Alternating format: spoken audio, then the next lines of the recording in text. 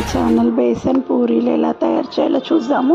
ముందు ఒక గిన్నె తీసుకొని దాంట్లో ఒక కప్పు గోధుమ పిండి, ఒక కప్పు శనగపిండి, ఒక కప్పు బాంబే రవ్వ వేయాలి. ఒక స్పూను అల్లం వెల్లుల్లి పేస్ట్, ఒక స్పూన్ పచ్చిమిరపకాయల పేస్ట్, ఒక స్పూన్ జీలకర్ర, ఒక స్పూను గరం మసాలా పొడి, ఒక స్పూన్ కారం, ఒక స్పూన్ పసుపు, ఒక స్పూను పచ్చిమిర్చి పేస్ట్, ధనియాల పొడి కూడా వేయాలి.